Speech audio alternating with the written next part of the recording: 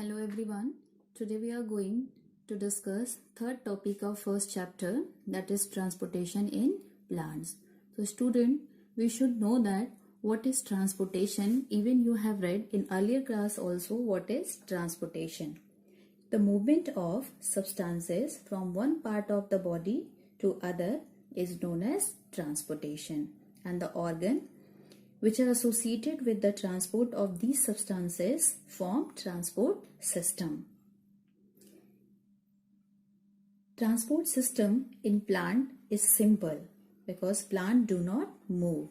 They have large proportion of dead cells in many tissues. Therefore, the energy needs of plants is much less than animals. They have much simple and slow transport system. Let's see. The plant transport water and minerals by means of osmosis with the help of their vascular bundle. What is osmosis? Actually, the movement of water molecules from the higher concentration to the lower concentration is called osmosis. And what is vascular bundle? Xylem and phloem, that is called vascular bundle.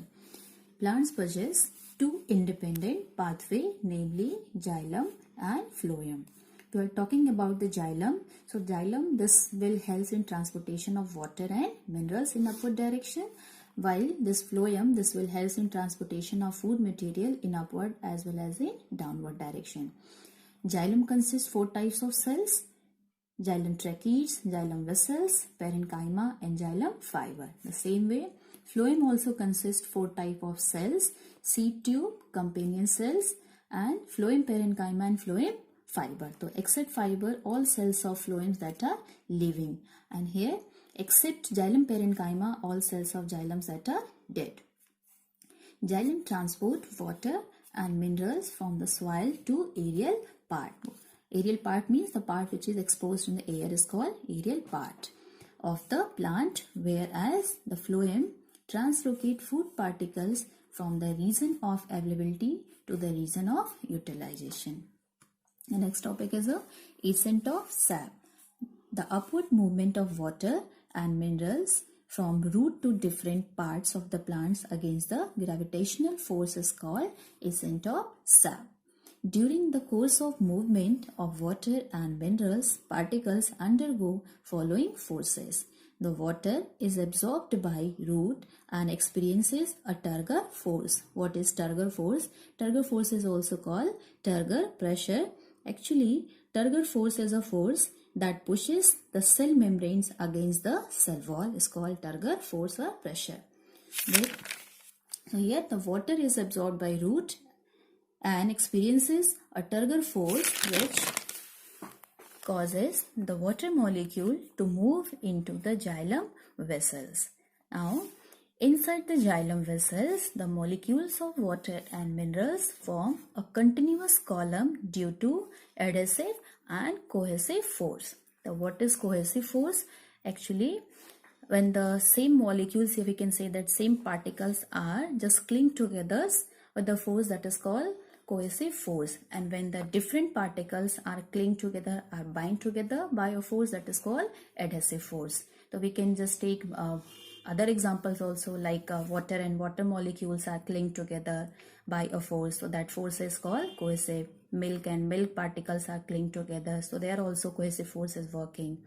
And if we are taking the example of adhesive force, for example, suppose we have pour milk into the glass, so here the force act between the glass and the milk, that is adhesive force. So we can understand with these examples.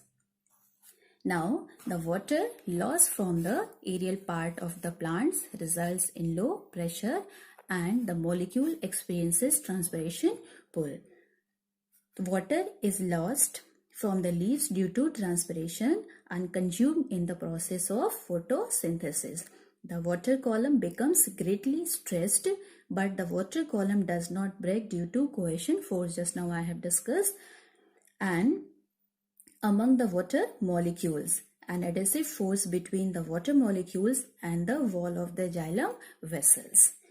During daytime, when the stomata are open, the transpiration pull is major driving force for ascent of sap, and the root pressure is more efficient at the night. So this causes the column to move in the direction of the pull, and hence the cycle is continuous. If you are talking about the importance of transpiration, so this helps in absorption of water and minerals from the soil. It helps in upward movements of water and dissolve minerals from the root to the leaves. It regulates temperature as it cools the leaf and surrounding air, and it helps in get rid of the excess of water from the plants. About 90% of water absorbed by plant is lost by transpiration. Only 1 to 2% water absorbed is used by plants in photosynthesis and other metabolic activities. The next topic is transportation. What is transportation? The transport of food from leaves to different parts of plant is termed as translocation.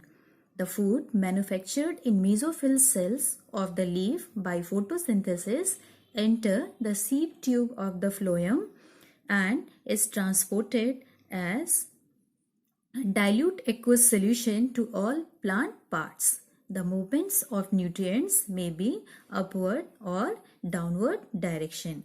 Beside these food molecules, amino acids, hormones, organic acids and other metabolites synthesized in roots and shoot tip are also transported through phloem to all non-green parts of the plants for growth and metabolic activities. So these substances are also delivered to the storage organs of the root, fruits and seeds, and also to the growing region of the plants. The force required for translocation is produced by companion cells which lie adjacent to seed tube cells in phloem. So it is transported by means of seed tube and companion cells. Just now I discussed. Now the region of supply of food is called source, while the region of utilization is called sink. I hope you are clear with the topic, and the next topic I'll cover in the next video. Thank you.